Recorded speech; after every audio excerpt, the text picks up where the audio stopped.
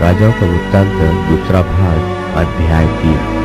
राजाओं का वृत्तांत दूसरा भाग अध्याय 3। यहोराम के राज्य का आरंभ।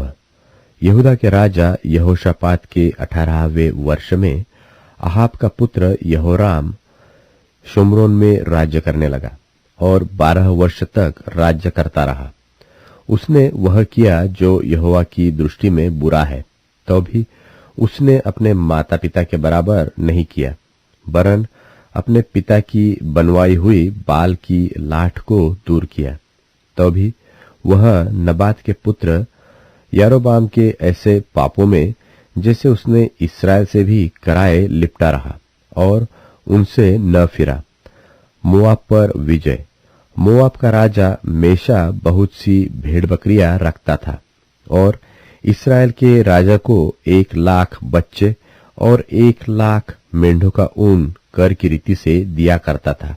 जब अहाब मर गया, तब मोआब के राजा ने इस्राएल के राजा से बलवा किया। उस समय राजा यहोराम ने शोम्रोन से निकलकर सारे इस्राएल की गिनती ली और उसने जाकर यहूदा के राजा यहोशापात के पास यो कहला भेजा कि मोआब के राजा ने मुझसे बलवा किया है, क्या तू मेरे संग मोआब से लड़ने को चलेगा? उसने कहा, हाँ, मैं चलूंगा।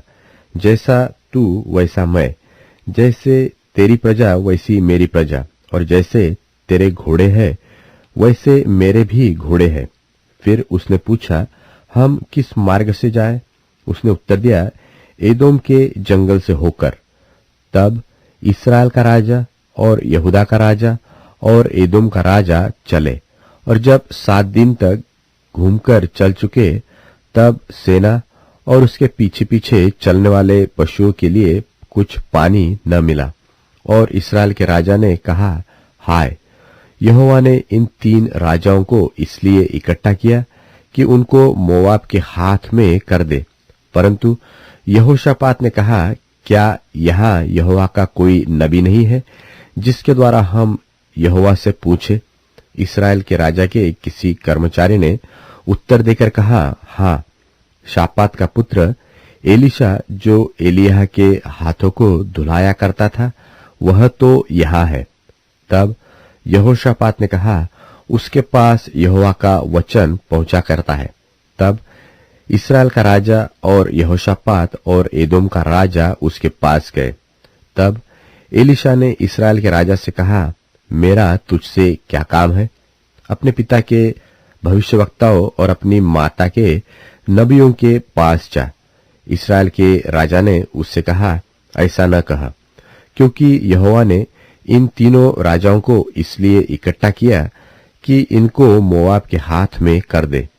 एलीशा ने कहा, सेनाओं का यहोवा जिसके सन्मुख मैं उपस्थित रहा करता हूं, उसके जीवन की शपथ, यदि मैं यहूदा के राजा यहोशापात का आदर न मान करता, तो मैं न तो तेरी ओर मुंह करता और न तुझ पर दृष्टि करता।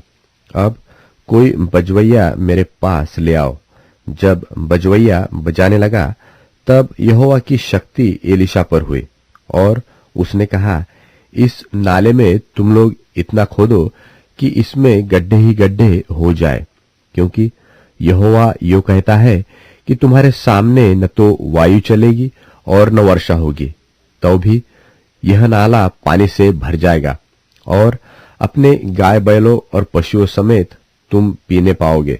और इसको हल्की सी बात जानकर यहोवा मोआब को भी तुम्हारे हाथ में कर देगा। तब तुम सब गढ़वाले और उत्तम नगरों को नाश करना और सब अच्छे वृक्षों को काट डालना और जल के सब खेतों को भर देना और सब अच्छे खेतों में पत्थर फेंक कर उन्हें बिगाड़ देना। बिहान को अन्नबलि चढ़ाने के समय एदोम की ओर से जल बह आया और देश जल से भर गया। यह सुनकर कि राजाओं ने हमसे युद्ध करने के लिए चढ़ाई की है, जितने मोआबियों की अवस्था हथियार बांधने योग्य थी, वे सब बुलाकर इकट्ठे किए गए और सिवान पर खड़े हुए। बिहान को जब वे उठे, उस समय सूर्य की किरणें उस जल पर ऐसी पड़ी कि वह मोआबियों की परली ओर से लोहू सा लाल दिखाई पड़ा और वे कहने लगे, वह तो लोहू होगा। निसंदेह वे राजा एक दूसरे को मारकर नाश हो गए हैं। इसलिए अब हे मोआबियों, लूट लेने को जाओ। और जब वे इस्राएल की छावनी के पास आए ही थे कि इस्राएली उठकर मोआबियों को मारने लगे और वे उनके सामने से भाग गए और वे मोआब को मारते मारते उनके देश में पहुंच गए और उन्होंने नगर को ढा दिया और सब अच्छे खेतों में एक एक पुरुष ने अपना अपना पत्थर डालकर उन्हें भर दिया और जल के सब सोतों को भर दिया और सब अच्छे अच्छे वृक्षों को काट डाला, यहाँ तक कि किरहरेशेत के पत्थर तो रह गए, परंतु उसको भी चारों ओर गोफन चलाने वालों ने जाकर मारा। यह देखकर कि हम युद्ध में हार चले, मोआब के राजा ने 700 तलवार रखने वाले पुरुष संग लेकर एदोम के राजा तक पांति चीरकर पहुंचने का यत्न किया, परंतु पहुंच न सका। तब उसने अपने जेठे पुत्र को, जो उसके स्थान में राज्य करने वाला था, पकड़कर शहर पनाह पर होम बलि चढ़ाया। इस कारण इस्राएल पर बड़ा ही क्रोध हुआ, सो वे उसे छोड़कर अपने देश को लौट गए।